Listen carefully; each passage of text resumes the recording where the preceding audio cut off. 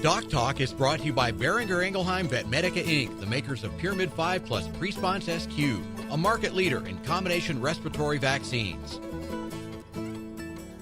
Hi there, folks. Welcome to DocTalk. I'm Dr. Dan Thompson, and I'm tickled to death that y'all joined us today. We're going to have a great show. Dr. Chris Blevins from the Veterinary Health Center, who's an equine veterinarian, is going to join us today and talk about equine nutrition. It's bound to be a great show. Thanks for joining us, and stay tuned.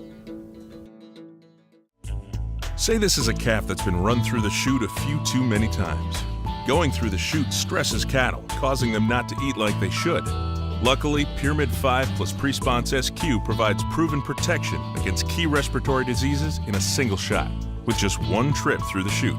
Talk to your veterinarian about Pyramid 5 plus Presponse SQ, and soon your calves will relax and eat like a whole different animal.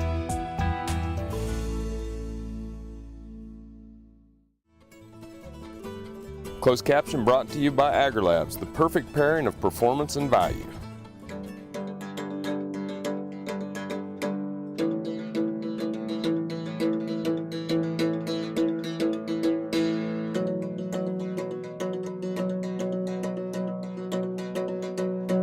Well, Chris, welcome to the show. Thank you.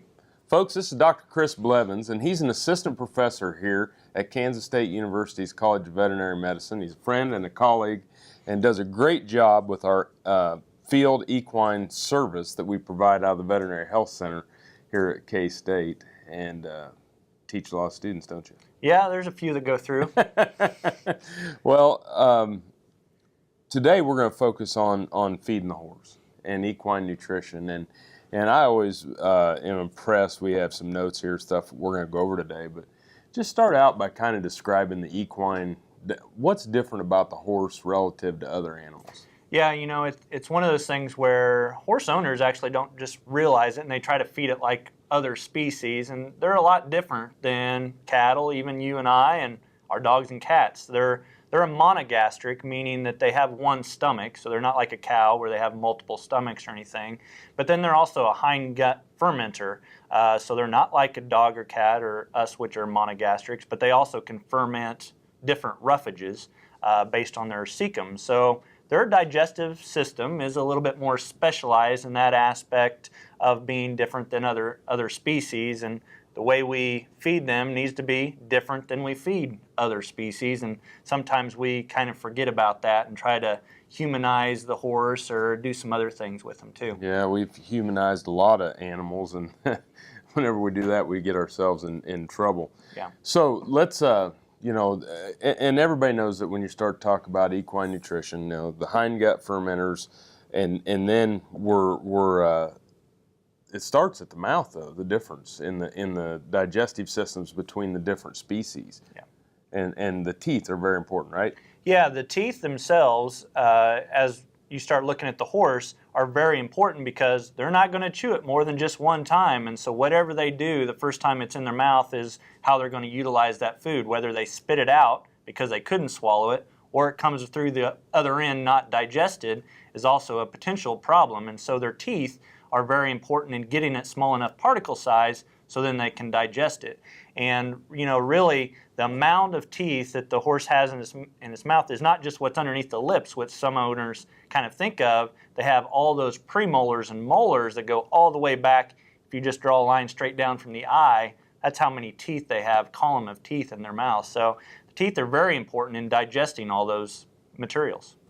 Well, and then when you start to talk about the increase in the particle size, or decrease in the particle size, the more surface area that's available, the better digestion you get. So the better chewing, better breakdown. That's really the physical digestion that's so important for those microbes to be able to attack once it gets to the hind gut. That's exactly right, yeah, and that's why sometimes some owners will see oats and corn coming out the other end where the teeth just didn't break it down enough particle size where it even got utilized. Yeah, well, you know, I think that we're going to take a break. When we come back, let's talk a little bit about, you know, getting into some of the mechanics of how you know whether your horse is in good nutrition or not, and move forward. Sounds great. Thanks for being here. Thank you. And thank you for watching us this morning. This is DocTalk. We'll be back right after the break. This Meet the Veterinarian is brought to you by Merck Animal Health, the science of healthier animals. Dr. Brian Hudapol has been with the Veterinary Medical Clinic in Williamsburg, Iowa since 2001. He works primarily with cow-calf and feedlot operations and enjoys working with ultrasound, embryo transfer, and has been in charge of the heifer development program for the past 10 years. He and his wife have 3 children, and he enjoys spending time with his family as well as golfing and hunting.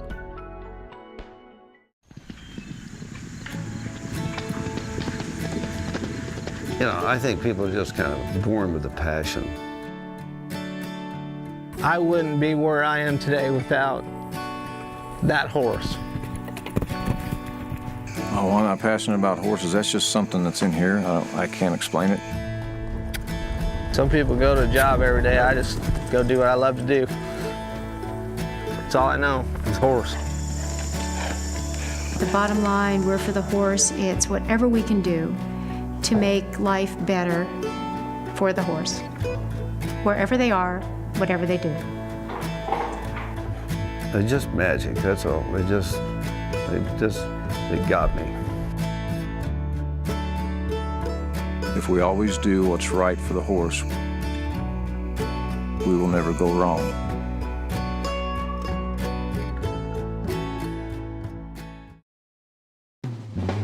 Hi, I'm Kevin Ochsner, host of NCBA's Cattleman to Cattleman and Colorado Rancher. Join me each week as the National Cattlemen's Beef Association brings you the latest updates in industry information and market news.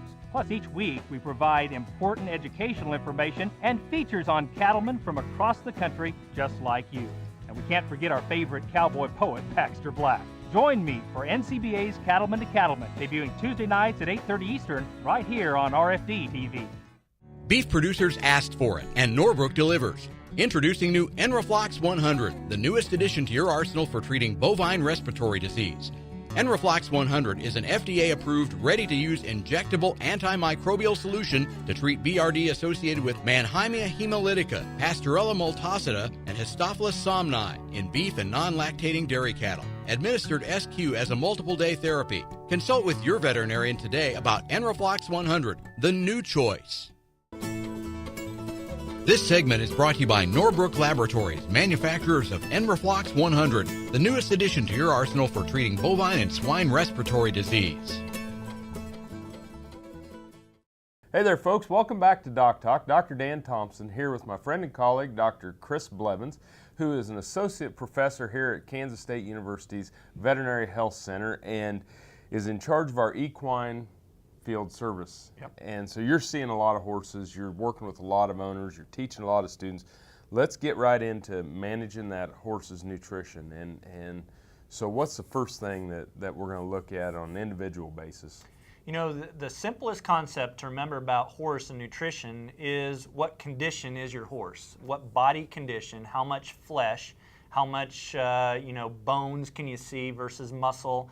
And being able to body condition score your horse is very important. And when we look at the scale of a horse, it's usually 1 being very thin or 9 being very obese. So 1 through 9 is the condition score that we give to a horse. So ideally, we'd like a horse to be around a 5 to 6 out of 9, maybe just so you can see some of the ribs, or maybe you can't see the ribs, but you can palpate them based on a 6 body condition score. So it isn't any different than any other animal. I mean, dogs, cats, cattle, horses all have a body condition score. Yep. We try to get them within that frame. So when we start to, let's say a horse is too thin, or let's say a horse is too fleshy. Generally, when it's too thin, you probably want to go into establishing those requirements for that horse based on its use, right? Yes, yeah, and so, maintenance themselves for a horse, even if a horse is too thin, or even maybe based on what work that they're doing, you have to establish what the horse is used for and how many calories that horse is actually burning. And you have to know, even seasonally, they're going to burn different just for maintenance. So that's just maintenance, how they can survive just based on what they're doing at a day-to-day basis. And then horses are a little different where they get used. They get used for different work. whether it's competitions or going for a weekend show, or maybe just hopping on and riding it, light work type stuff, maybe just once a week, or the grandkids get on the horse. So it all kind of depends on how much energy they're going to be burning based on maintenance or even based on work, and then you can kind of decipher through what you should be feeding it based on then. So let's go into the base nutrition. The base nutrition, of course, is going to be that roughage. Yep. Yeah, and so with roughage, and that would include any hay material or grazing out in a pasture, because again, they're herbivores, so they should by nature be grazing on something. And that is also something that owners probably don't really realize is by nature, a horse should be grazing 16 to 18 hours of a 24-hour period. And so a lot of times what we do as humans is we feed them once or twice a day, and so are we allowing them to graze for that 24-hour or 16 to 18-hour period of time?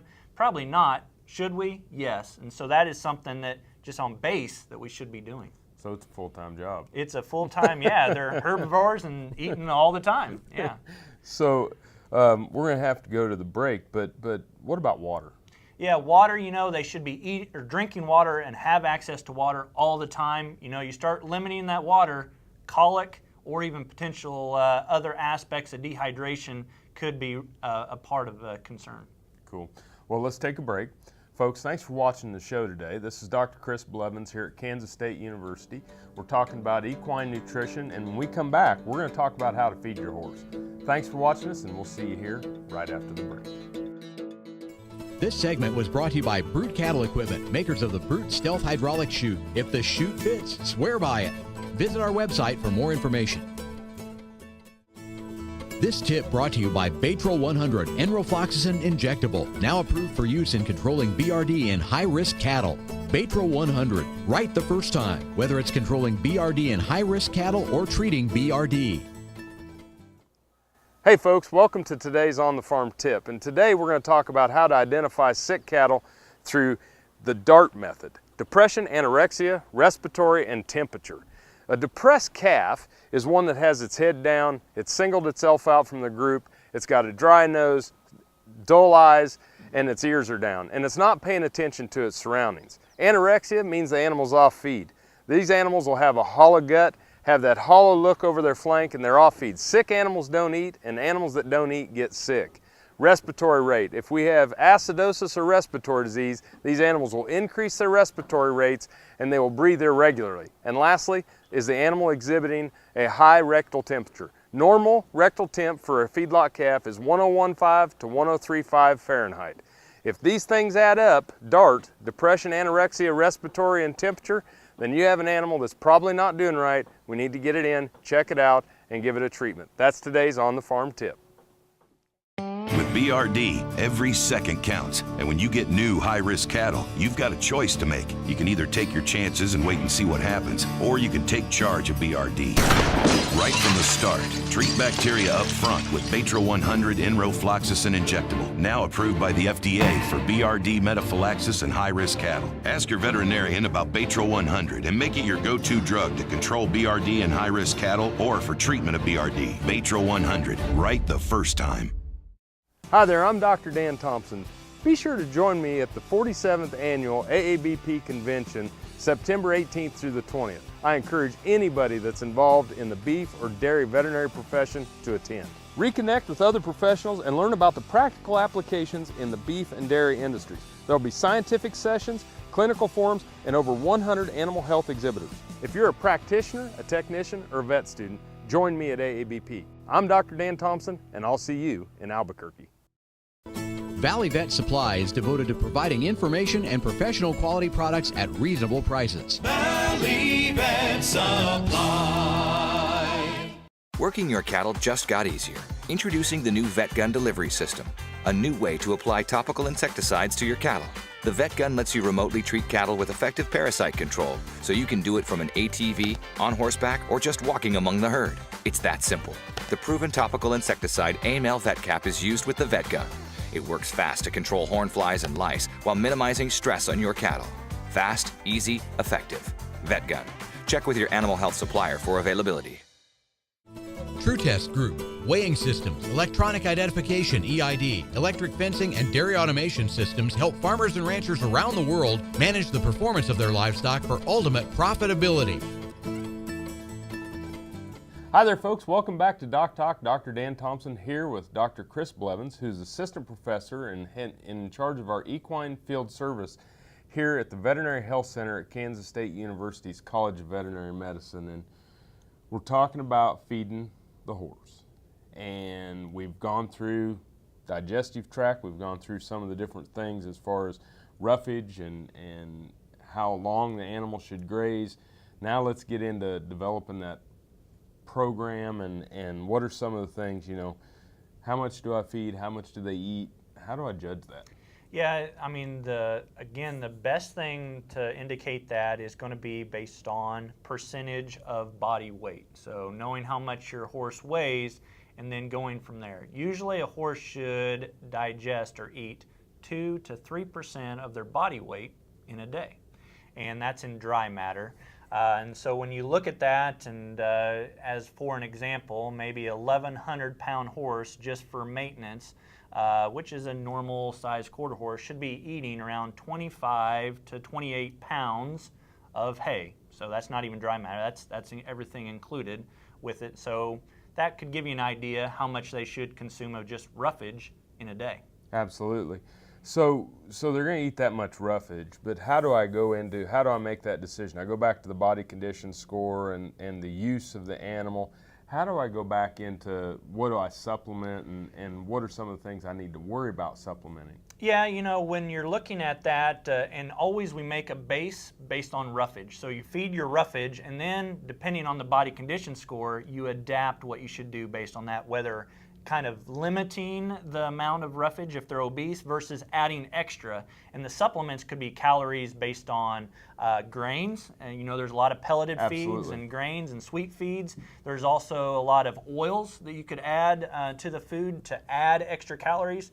But then there's also these supplements of vitamins, minerals, joint supplements that can be added to, and a lot of owners will add also to the diet. But it's also going to be dependent on, is it in the roughage? Do they need it? And so those things are going to be dependent on whether they need or not. Okay. Well, so any vitamins, minerals that are special, salt?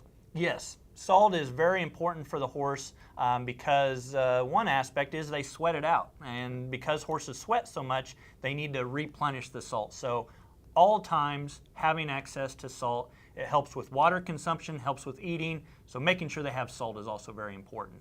You bet.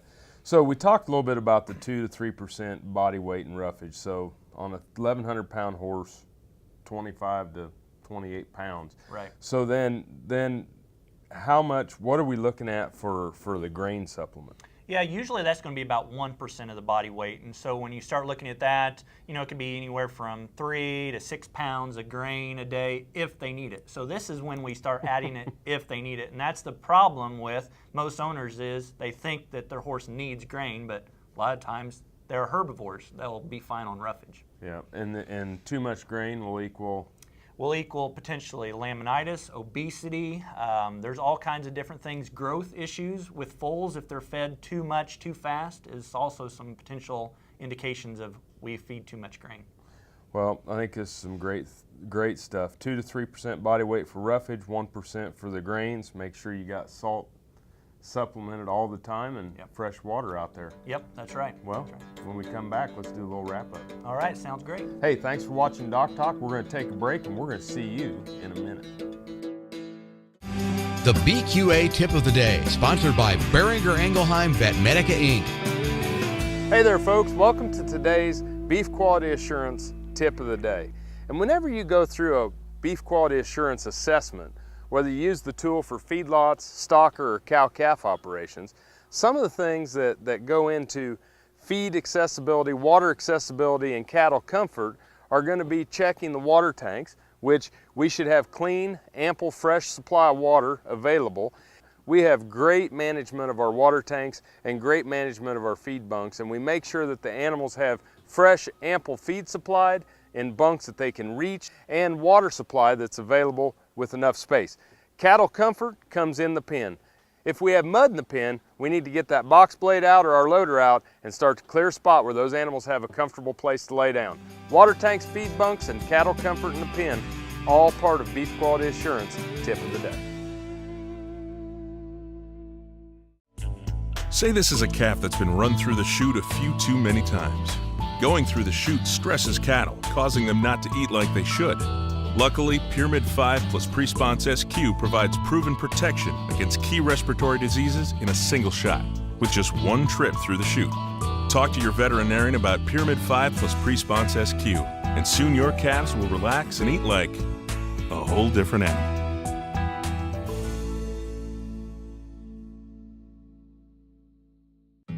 This hog is head over hoof for meal made from U.S. soybeans. Now, one hog isn't that impressive, but suppose we add another, and another, and another. Before long, you've got billions of hungry customers around the world all clamoring for the same thing. Our soybeans. Learn more about the billion-dollar appetite of animal agriculture at BeyondTheElevator.com. Brought to you by America's soybean farmers and their checkoff.